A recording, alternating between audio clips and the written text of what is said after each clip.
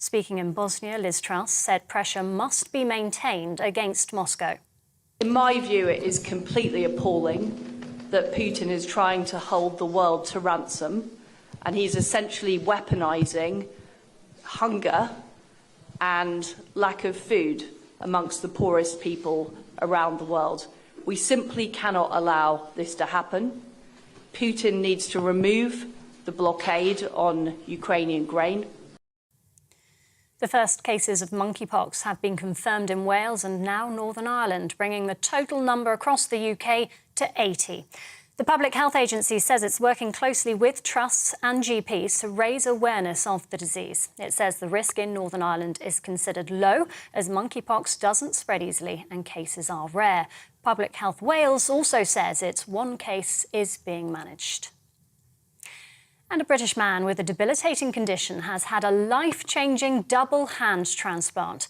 48-year-old Stephen Gallagher lost the use of his own hands because of an autoimmune disease called scleroderma, which causes scarring of the skin and internal organs. The father of three went ahead with the surgery despite being warned he could lose them altogether. He says his new hands are amazing.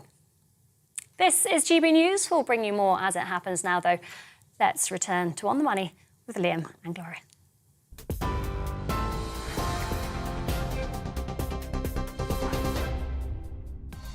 And welcome to this On the Money cost of living special. High inflation's causing acute distress for the people of this country, says Rishi Sunak.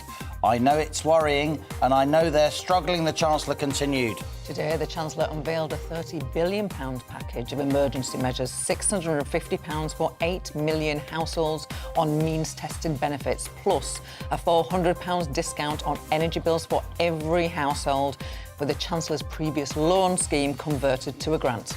There's more for pensioners, a £300 cost of living payment this autumn, with an extra £150 one-off payment for 6 million disabled people too. And also coming up, today's Money Talks interview with Conservative MP Sir John Redwood. Former Cabinet Minister discusses inflation, the national insurance rise and why he's against the windfall tax which has just been brought in. Why don't I want a windfall tax on the energy companies? Well, because it's a highly risky business. 2 years ago, they were all losing billions of pounds, and none of us thought then the taxpayers should pay some of their bills. So why do you take some money away from them when they eventually have a year when they make some money? John Redwood coming up later in the show, and as ever, we want your questions, opinions, ideas. Email us, gbviews@gbnews.uk, or tweet @gbnews. And don't forget to subscribe to our YouTube channel. So stay with us. This is GB News with Gloria and Liam. And for today only, I'm on the money. You're on the money.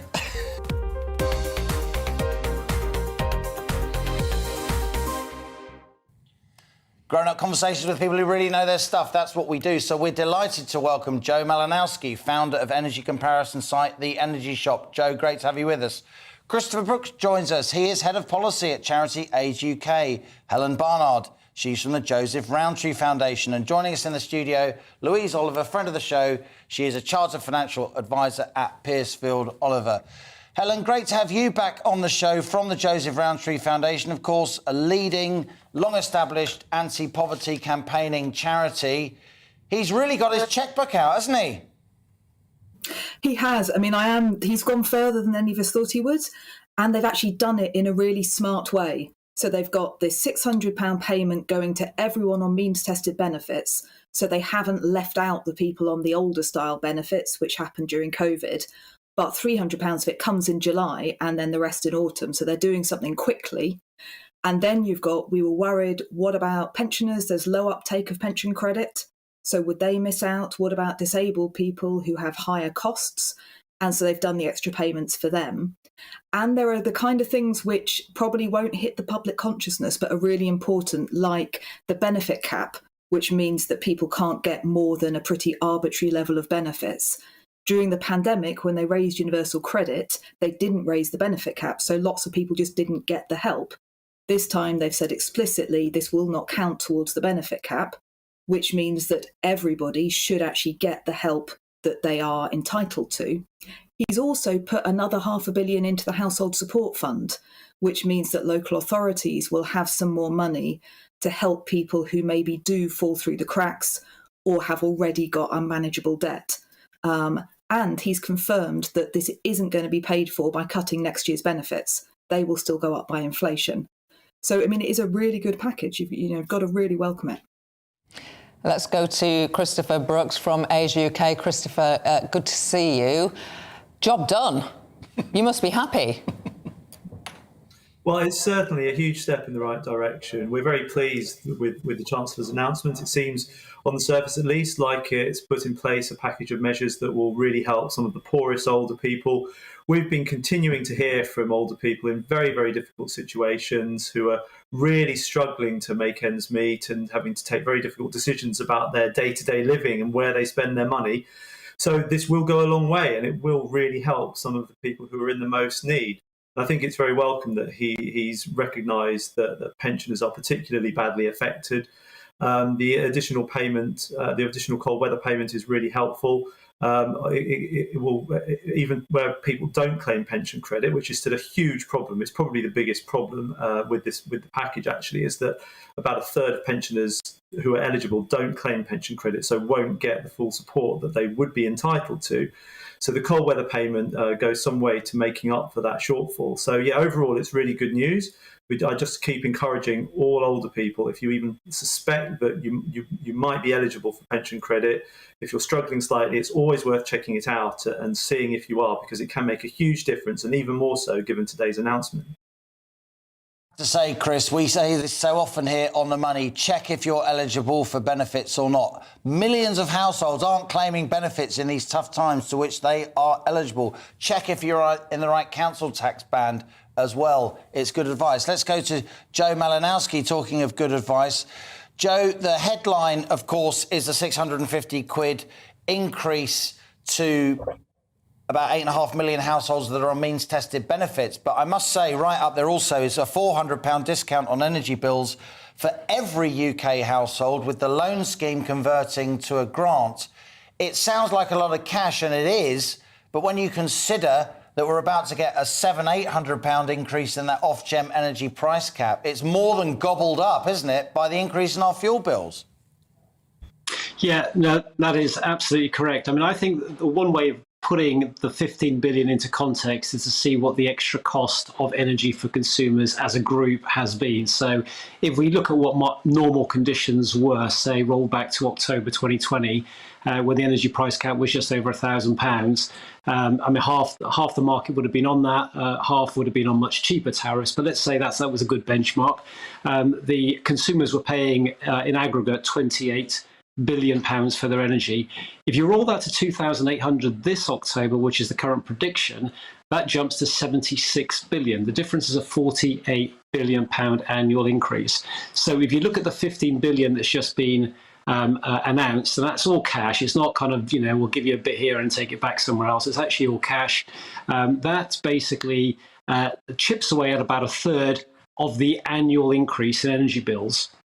Now, of course, that's not the only thing that consumers get. Obviously, they've been getting, wage increases over time as well, and there's been, a pickup in significant pickup in household savings during the lockdowns. But so that kind of puts some kind of context on it.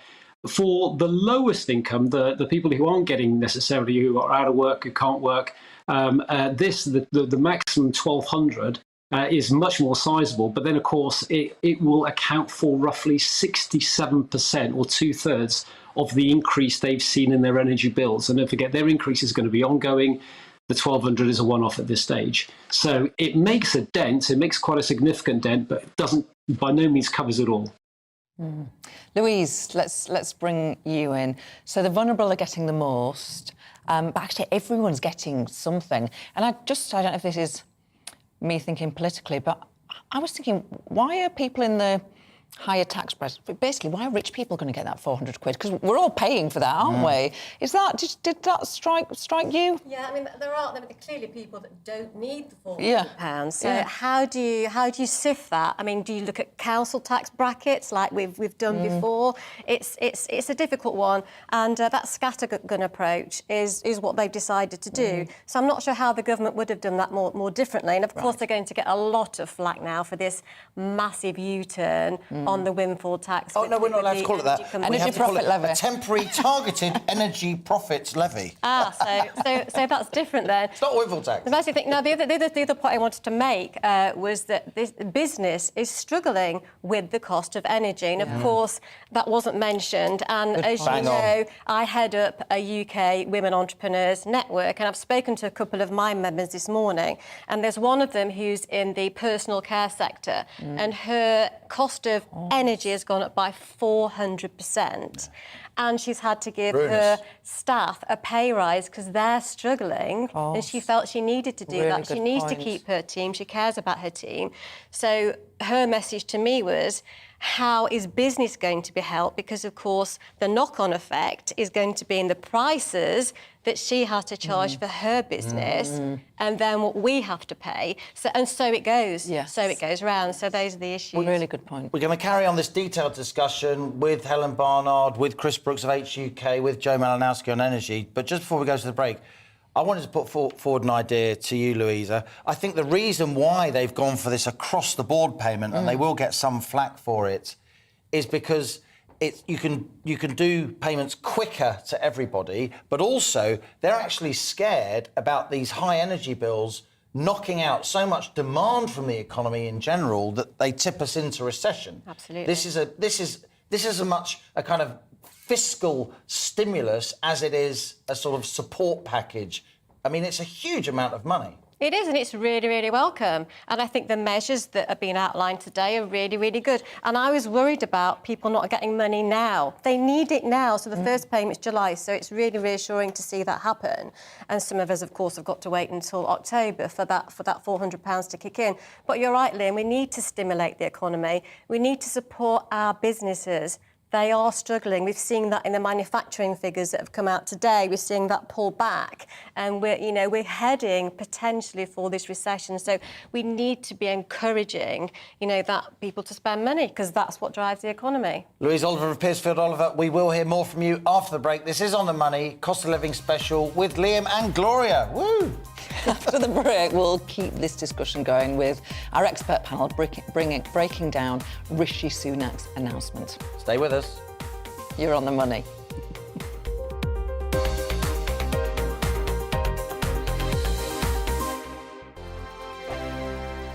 We are GB News. We're right across this great nation. On TV, on radio, on digital. Absolutely everywhere. We don't talk down to you. We embrace all voices.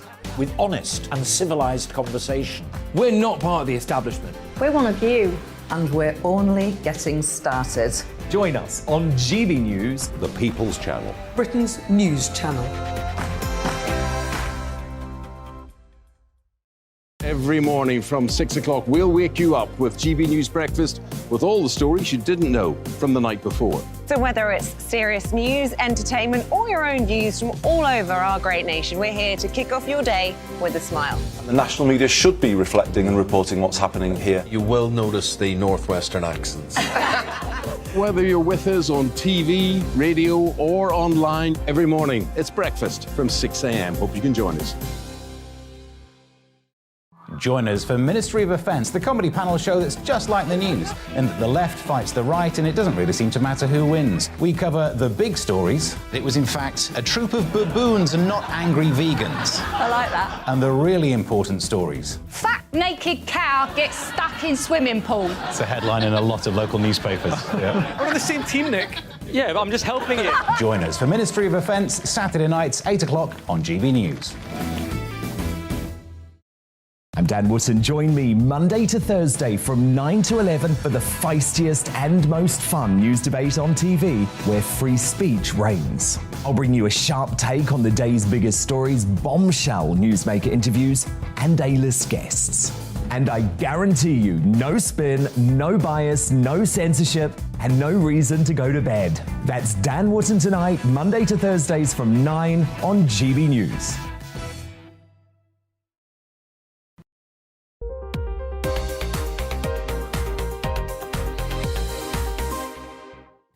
Welcome back. You're on the money. It's a cost of living special with me, Liam Halligan, and joined by Gloria Di Piero. Today we're breaking down Rishi Sunak's newly announced £30 billion support package for UK households. Just before we carry on our discussion with our expert panel here on GB News TV, DAB plus digital radio and online, let's have a closer look at these measures.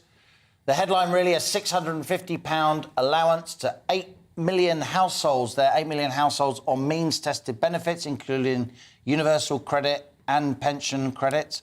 Then a £400 energy bill discount for all households, pretty controversial there. And then a £300 additional pensioner cost of living allowance, which is coming in the autumn in time for winter. On top of that, there's a £150 one-off disability payment to 6 million people in the UK registered as disabled. And, of course, that windfall tax on oil and gas companies, which we're not allowed to call a windfall tax. We've got to call it a temporary targeted energy profits levy. The Chancellor's words, doesn't want to be accused of a U-turn, of course. Alongside that windfall tax, the oil and gas companies it's targeted at, they get a 90% tax relief on new energy investments in the North Sea, which will keep a lot of the Tory free marketeers happy who oppose the windfall tax, including quite a few in the Cabinet. We're still with our expert panel. And Joe, I am going to come to you, Joe Malinowski, founder of the energy comparison site, The Energy Shop. Of course, the reason Rishi Sunak has had to make this intervention today to help households is because of these eye-watering energy bills. It's temporary. The thing that's not a windfall tax, the levy. But do you have a sense of actually when there won't need to be these interventions, when actually our energy bills will come back under control? Is that something that it's even possible to speculate on? It's a very difficult one at the present moment in time. I mean, we do have so many issues we have to deal with, both on the demand side and on the supply side. We were caught out quite badly with our inventory position, the reliability of renewables at a time when demand really kicked in, when the supply side was badly affected because of COVID lockdowns. We've now got the Russian invasion and the war in Ukraine, which is a bit of a wild card because there's now multiple parties involved in there, and the risks on that are very asymmetric, I would say, by which I mean we might get, as we've been seeing, a gradual trend lowering in wholesale prices since their peak in February. But still anything could happen. We could have the Russians cutting off supplies. We could have the Ukrainians deciding they're going to just stop cutting off some of those transit routes into Europe, and things could still go badly wrong. So at the present moment in time, very difficult to see any clarity on the horizon. And even when we start to get that clarity, it could be a long time before prices head back to normality. And then the question becomes, what is normal? Are we going to get back to those £1,000 energy bills? I don't think that's going to happen anytime soon. Helen Barnard at Joseph Randrew Foundation, you'll have picked up on the logic of Gloria's question to Joe Malinowski there. We're talking about the difference between one-off situations and long-term situations. Looking through these measures, they're very eye-catching. There will be lots of warm headlines. People are going to be talking about a rejuvenated Rishi Sunak leadership bid coming down the line. He might even get out his £100 sliders again. But a lot of these payments are one-off payments, aren't they? So for an anti-poverty campaigner like you, there must be just a sense of caution in your mind. I think that's right. So the thing that's in my mind is that one of the reasons so many people were kind of at the brink of being in crisis is because we had had a decade of eroding the value of the kind of fundamental underpinnings of social security. Now we stepped in, we've got a very big package for this year. What we also are hoping for is that next year we can be working with the Chancellor, with the government, to say, well, how do we strengthen the kind of underlying system so that people have more resilience, so that they aren't always living at the brink of a crisis. And that's partly about investment in social security, but it's also things like improving the quality and security of jobs and reducing cost of housing. Those things which leave more people having to rely on social security and make people very vulnerable to the next big spike in the cost of living. So I think this is great for now. It needs to be the start, though, of putting us back on a kind of resilient footing, because, who knows what the next few years are going to bring. There are going to be more crises. We need people to be able to weather those better than we've seen this time around. Christopher from Age UK. Rachel Reeves, the Shadow Chancellor's main point today is, what took you so long? We have been calling for this for 5 months. People have been hurting for 5 months. Why suddenly such a massive change of heart? Very welcome, though it is. Well, I think that the Chancellor has just realised that the measures he put forward previously just didn't go far enough, and that they really did very little to help people who were most in need. So the previous announcements in the spring statement a couple of months ago were poorly targeted. There were some universal elements in it, and then the loans of the council tax rebate, and then the loan scheme, which obviously doesn't kick in until October anyway. Plus, it was being widely criticised because it was going to make people pay tomorrow for what they're using today to an extent, which was just going to heap the misery on in future. So I think he realised that it didn't go far enough, that there was a lot that could be done. There were lots of people who are in desperate need, and so I think that he felt he probably had no choice but to do it properly, if you like, and go the whole mile. And I think what we've seen today does that. It will help. It will help a lot of people over the summer. But I think it's not going away. You know, the projections are that inflation will continue to be very high for the rest of the year, and possibly into the future as well. Energy prices will remain very volatile and are likely to stay quite high. We'll see the energy price cap probably increase again in October. So hopefully it will have a lasting effect. But I think we may find that in a few months, some people are still in desperate need of even more support in future. So I don't think he should rule out going further if he needs to in the future.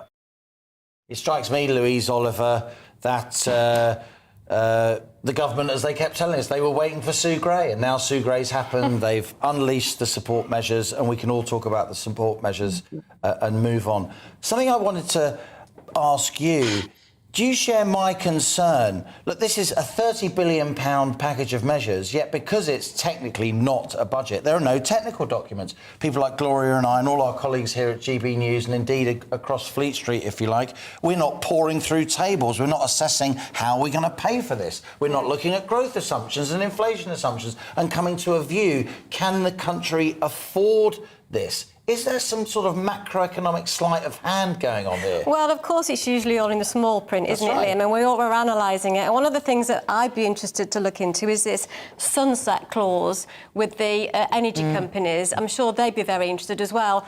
What is it? When is that going to happen? How long is this windfall tax going to be for? Because of course, he's left that door open. Who determines what an excess profit is? That's kind of a metaphysical idea. Absolutely. So can the country afford it? We've got 2.5 trillion in debt as we're sat here.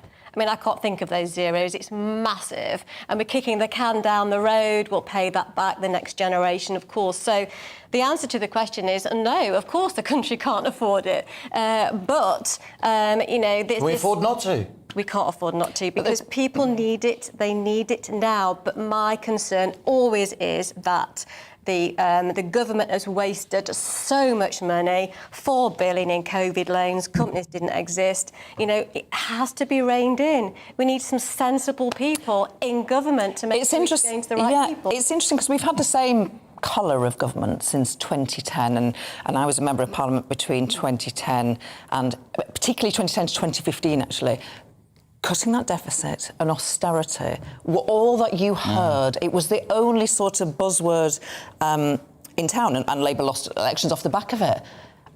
Why has it fallen out of favour with exactly the same, you know, party? Why not allowed to mention the deficit or austerity or the need within your means? Gloria. Don't worry. Do you think financial it will be happening? Do you think? I mean, I'm just watching the pound here like a hawk, right? Absolutely. And for the most part, it's pretty steady Eddie. Yes. I have to say, is that partly because the dollar's come off lately? Do we get, you know, huge macroeconomic issues? I think it's absolutely right to focus today on the cost of living measures, on a bit of the politics, on telling ordinary folk watching and listening to the show I totally agree. what payments they're going to get. But as the days and weeks go by, we really have to assess the national accounts. And because this isn't the budget, we can't. Yeah, That's a concern. And confidence drives everything. And what we're trying to do is instill confidence in the members of the public that they can carry on and survive through this and out of the other end. So it's that vision of the future, and that's where we're at the minute. Louise Oliver of Pearsfield Oliver, Chartered Financial Advisor. Great to have you on the show as ever. And indeed, thank you to Joe Malinowski, founder of energy comparison site The Energy Shop, Christopher Brooks, Head of Policy at charity Age UK, and Helen Barnard of the Joseph Rowntree Foundation. Fabulous panel. Thank you very much indeed. You're going to thank me? Well, you're staying, aren't you? Oh, you're off. She's leaving me. Our national reporter Paul Hawkins is out and about in Uxbridge while we discuss our departure arrangements. Boris Johnson's constituency is, of course, in Uxbridge. He's been asking people for their take on the emergency measures. Paul, try and bring some sanity to the proceedings, will you, by telling us what the good people of Uxbridge are thinking about this emergency statement? Yeah, hi Liam, hi Gloria. I think the last thing I've ever brought to anything is some sanity. But yeah, we're outside Uxbridge Station, and just before I tell you about the people that we've been talking to, we'll hear from them in just a moment, the people of Uxbridge that we've been speaking to about the Chancellor's measures this lunchtime. But this florist here just behind me, you can see the kind of the array of the flowers that they do. But I've been speaking to the owner, and he's told me that because of fuel price and energy prices, the wholesale price of flowers is so high that the margins are too slim, and so they've actually stopped selling some flowers and instead they've started selling fruit here. Normally they'd have flowers here. Last week they've switched to selling fruit in this bit to try and increase their margins because they're too slim when it comes to selling flowers at the moment. So that gives you an idea of how businesses, how individuals are adapting to the cost of living crisis, to the rise in the wholesale price of energy and the cost of fuel, etc. This is what people in Uxbridge that we spoke to earlier told us about how they're dealing with the cost of living crisis, and also how they feel about what the Chancellor's announced today. Now, we spoke to them before the Chancellor made the announcement, hence that's why the questions are about what the Chancellor is going to announce. Have a listen. It's like everything's going up. Like, what was it? Dog food went up from 79p to £1.10 the other day, and it's like these increases are a bit too much, especially compared to what people think you can live off. You know what I mean? Like, because like I'm saying, universal credit is like, this is how much we're giving you to live off for a month. Now it's like, I'd spend all of that on just travelling in and out of London every day. Yeah. Do you know what I mean? And food, and like, especially being homeless, it's not like I can buy food cheap and store it in a refrigerator and keep it. Yeah. You know, like, if inflation's going to go up, then minimum wage needs to go up at the same rate, surely. They need to be balanced out, but... Just trying to turn off all the lights that at least we don't need, especially if she gets onto that pretty quickly. Well, you keep the lights on, or you're... No, he does. I do, and then... You keep them on, you turn them off. Yeah. Right. And... Yeah, but to be honest, we can't do a lot about this issue because it's the building and how the system is built about it, and there's only so much we can do to reduce our costs about that. But you're all right at the moment? I'll be all right, yeah, till I pass away. Right, OK. And what about, and are you finding other things are getting expensive, food, that kind of thing, fuel, driving your car? I've got a pension, so... OK. So you're doing all right, actually, at the moment? You're not really struggling? I'll always say no. OK. Why is that? Well, because everyone wants to say no. Yeah, but what is it that's costing you a lot of money? Like my fags. Right, OK.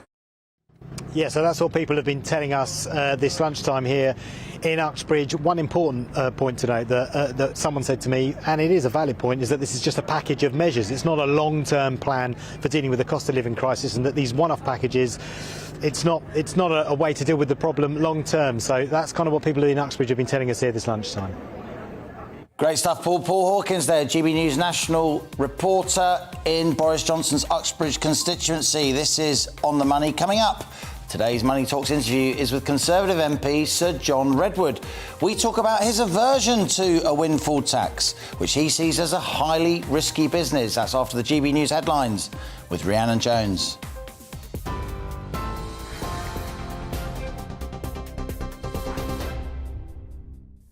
Liam, thank you. It's 1:33. Your top stories from the GB newsroom.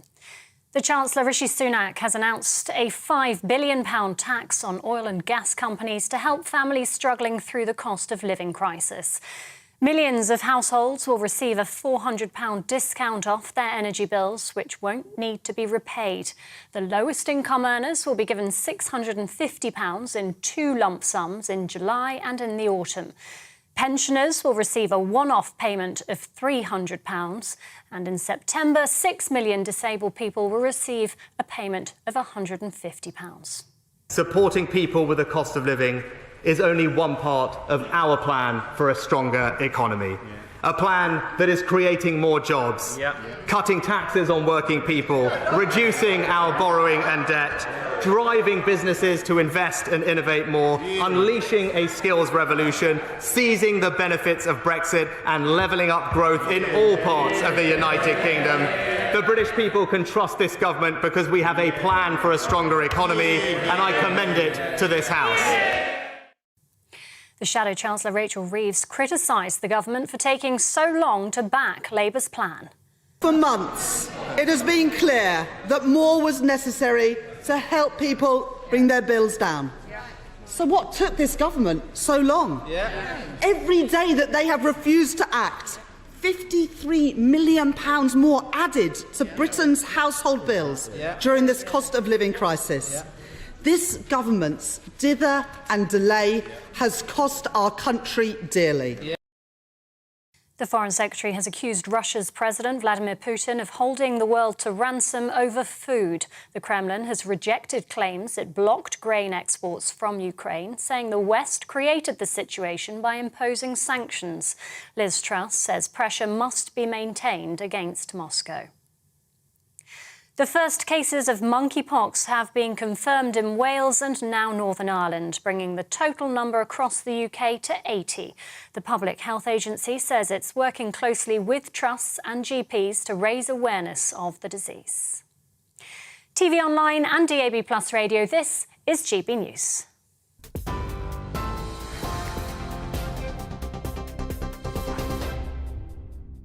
Direct Bullion sponsors the Finance Report on GB News for gold and silver investment.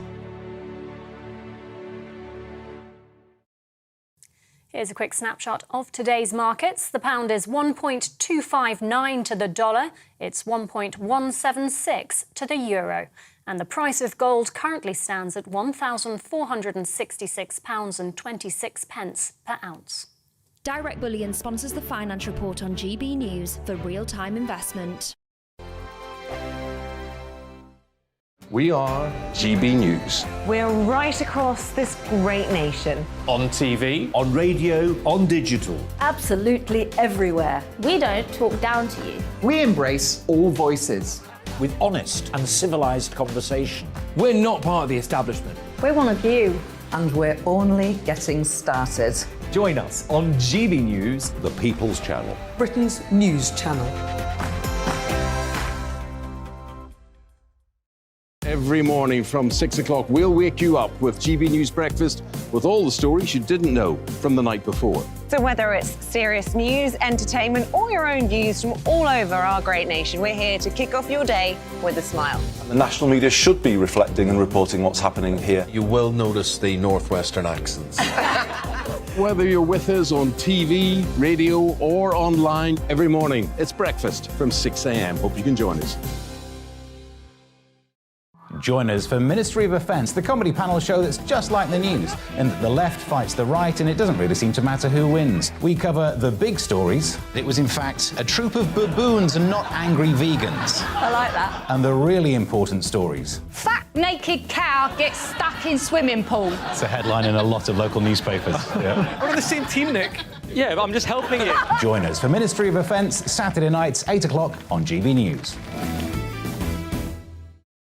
I'm Dan Wootton. Join me Monday to Thursday from 9 to 11 for the feistiest and most fun news debate on TV, where free speech reigns. I'll bring you a sharp take on the day's biggest stories, bombshell newsmaker interviews, and A-list guests. And I guarantee you, no spin, no bias, no censorship, and no reason to go to bed. That's Dan Wootton tonight, Monday to Thursdays from 9 on GB News.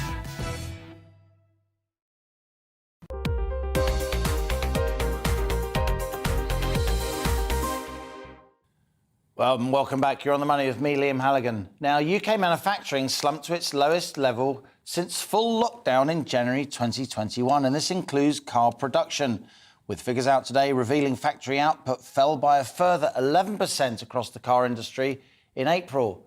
But this might not come as a surprise given the global shortage of needed parts, including computer chips and semiconductors, as well as rising steel and energy costs.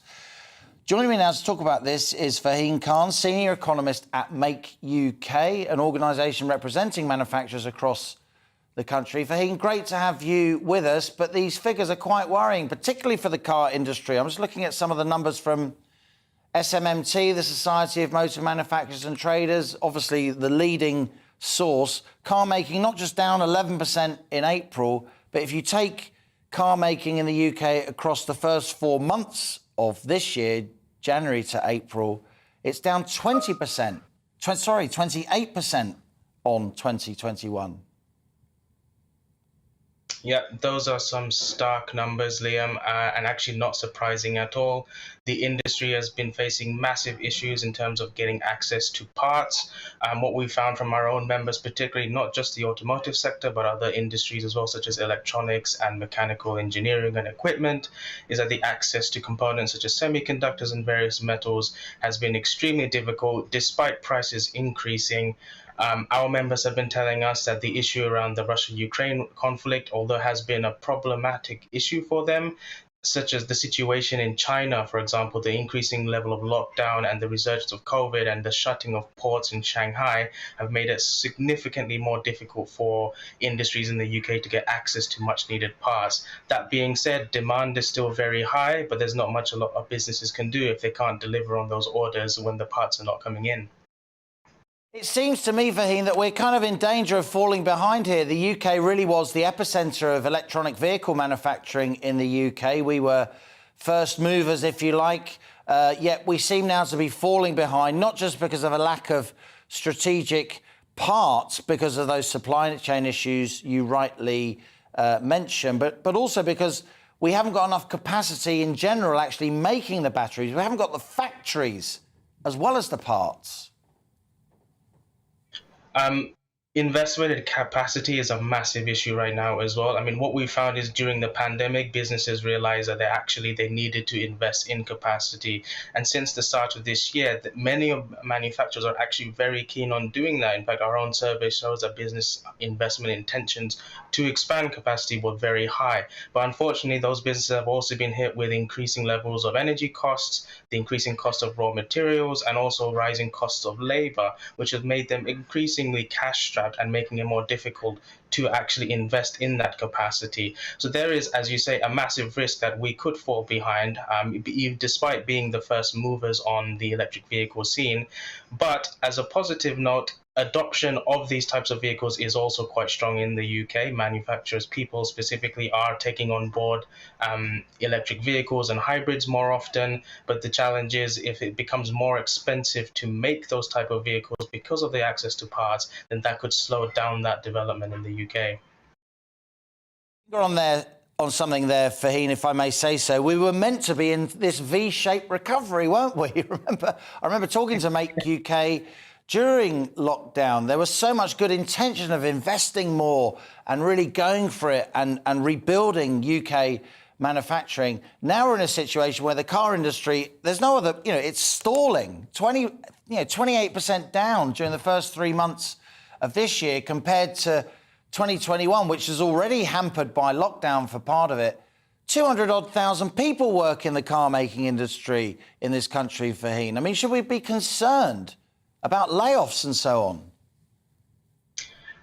Absolutely, there are some challenges there. What we've seen from the automotive sector and actually some other manufacturing industries, that even though that there is demand there and actually intentions to hire workers are also very high, the fact that these businesses aren't able to get the parts in to deliver on their orders, we've already had reports of manufacturers who are closing down specific segments of their business in order to save on energy costs, in order to not waste resources.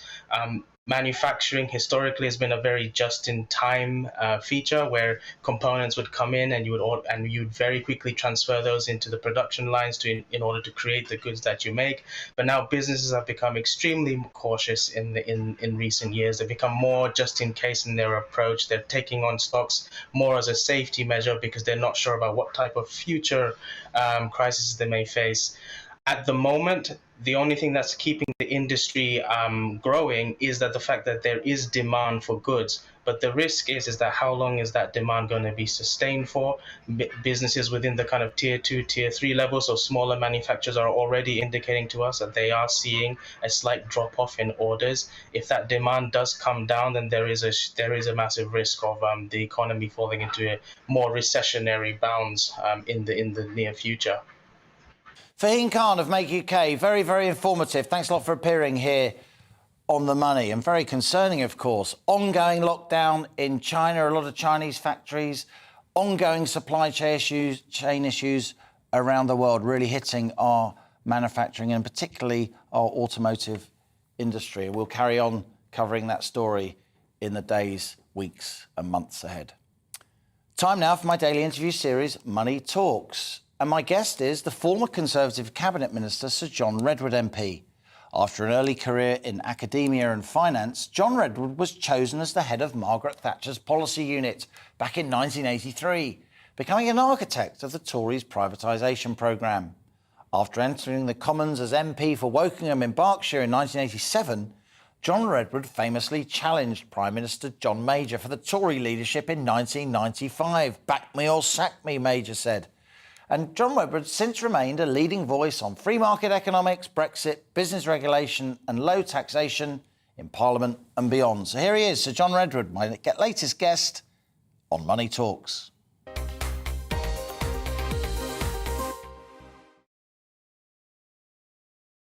John, great to see you. Thanks so much for visiting us here in Paddington. What's your general view about the UK's policy settings at the moment? What would you do differently, certainly on the tax front? Well, I think the settings have gone wrong. And so we have both an inflation that is too high and we have the threat of a recession we don't want. I think they're doing enough now to control the inflation without needing a really big increase in taxes at the same time. So I'm very critical of the Treasury suggesting that they carry on with the tax rises they've already put in place, and now suggesting they need another tax on energy companies on top. We are the only advanced world country thinking about a big tax increase at the same time that people's incomes are hit sideways by the huge surge in energy and food prices, and at the same time as the central bank is beginning to toughen up, remove the money, put up interest rates. You've got a long and distinguished history of influencing Conservative governments, being in Conservative governments. When it comes to the economy, which is really your area of expertise and focus, does this feel like a Conservative government, John Redwood? Well, I think it's a Conservative government that's doing the wrong things, and I have a long history of often disagreeing with the Treasury. My advice not taken in time, and then unfortunately it's turned out that I had the better of the argument over what was happening. So I remember being very against the exchange rate mechanism, which led to the predictable boom, bust and crash we had then.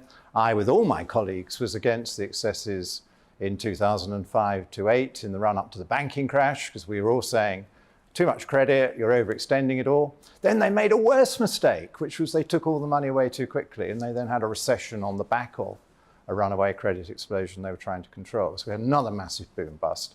I'm saying to this government, don't do a boom bust again. Don't let the Treasury move us from what has been pretty good growth recovery, just because there's a bit of inflation around, to go deep into recession. I don't think you need a deep recession to correct this inflation. So what would you do if you were sitting on the Monetary Policy Committee, if you were indeed the governor of the Bank of England? We've had 4 interest rates rises in as many meetings, but still interest rates at 1% are historically very, very low. Of course, they're negative in real terms because they're much lower than the rate of inflation. Do we need to see higher interest rates, John? Well, not if they carry on with the tax rises, but I would rather cancel the tax rises and then maybe a little bit more monetary tightening, because savers aren't getting any real return and they're still getting a very poor nominal return, and it is very unusual to have interest rates this low for this long. But I would say to the Monetary Policy Committee, as I think they're beginning to do, back off a bit if the Chancellor is going to double up with all these tax rises. And remember, we haven't seen all the tax rises yet, because the really big company tax rises come in next year. And that, I think, is doubly damaging, because not only does it take more money out of the productive sector, but of course it makes us far less competitive. And so in a world next year when there's probably going to be less investment and less confidence around, the UK is going to go some way down the rankings when people are thinking, where is a good place to put your money? Rishi Sunak's sometimes described as our most financially sophisticated chancellor since Nigel Lawson. He's clearly got experience in financial markets. How do you think he's doing? He's got a lot less experience in politics. Is it showing? Well, I think he's very bright and very hardworking, but I think he takes Treasury and bank advice on trust when I think they have lost their way. And most people now agree with you and me that they dropped the ball last year in a bad way, that they printed too much money and kept interest rates too low for too long and helped fuel a very nasty inflation we've now got to get rid of. And so having seen that, I say to Rishi, understand, although you've got lots of bright and hardworking people in the Treasury and the bank, they've just made a big mistake. And you and I know in markets that if you've made a mistake, it's quite difficult getting back into the right position. The temptation is to try and correct the mistake you've just made rather than thinking about what the next position is you need to adopt. They may often be opposite. And at some point, quite soon, I think, we have to move from fighting inflation to fighting recession. But I think the officials are still in the mode of fighting inflation. Now, of course, we need to get the inflation down. It's going to come down next year anyway, assuming we don't have another doubling of oil prices and another massive surge in so-called corn base prices. effects. The base it just effect, drops out of the numbers. You've got much higher, because it's a rate of change. You've got higher figures to beat, and so the prices start to stabilise. In some cases, prices are going to come down because there's going to be less demand, less work, and so it will get more competitive. So they've got to understand that they made the mistake. We're getting the inflation from the mistake, but it will probably pass. But they then got to understand that maybe for once the bank's forecasts aren't wrong. And we just had a period of 6 years when the bank and the Treasury's forecasts have been absolutely hopeless, as you and I know. But the bank is the first forecaster to say, hold on a minute, next year or so we might get very close to recession. Yeah. And the bank is saying, of course, because of that, inflation will come barreling off. They think inflation is going to undershoot 2% within a couple of years. We'll talk a bit more about monetary policy, what the Bank of England does, interest rates, money supply in a moment. But let's just focus on fiscal policy. You have been vocal throughout your career, particularly in recent months.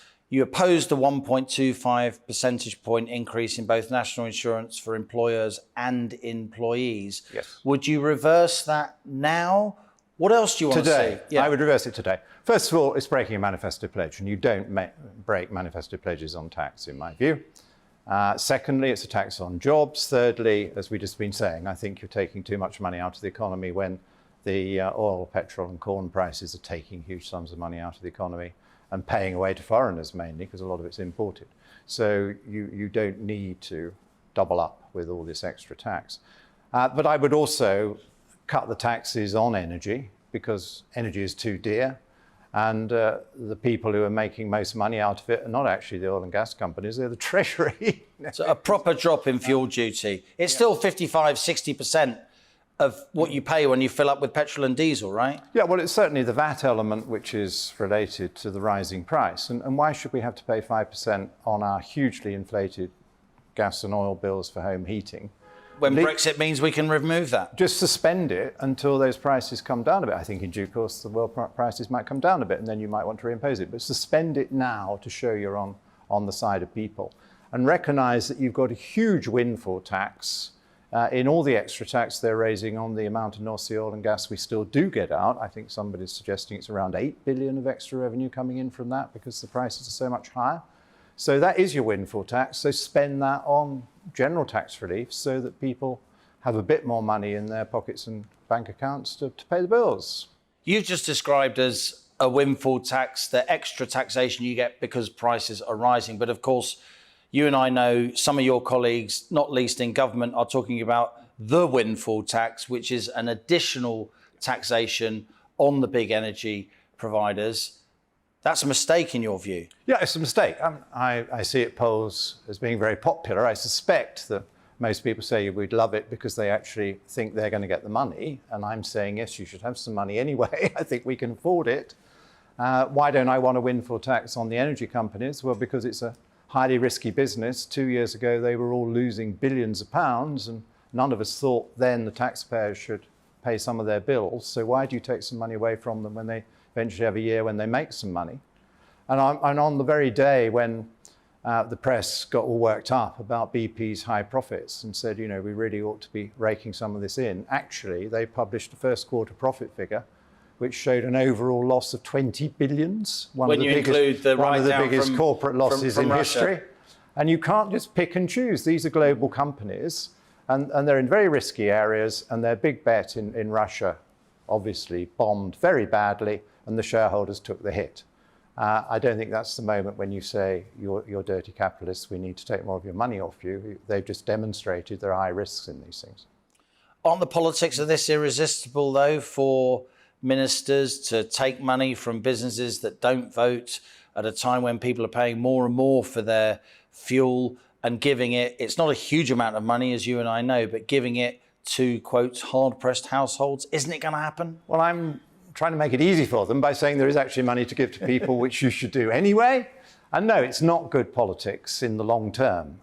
It's bad politics, because if Britain gets a reputation of being the place where you come and invest, you lose money and you keep the loss, and you come and invest and you make money and the tax man takes a big extra chunk of it, they're not going to come. Why should they? And you never know which one is going to tip them over the top, but we've done quite a few anti-business things in recent years. I wouldn't do any more. Britain needs world capital, world ideas, world talent to come here. If we're going to run this huge balance of payments deficit we always run, because we import so much more than we export, you need, as you know, to welcome in capital to pay the bills. And it's going to make it much more difficult if you get a reputation for being the country that ups corporate taxes all the time. And it's another reason why you don't up the corporate tax rate as much as the Chancellor is proposing.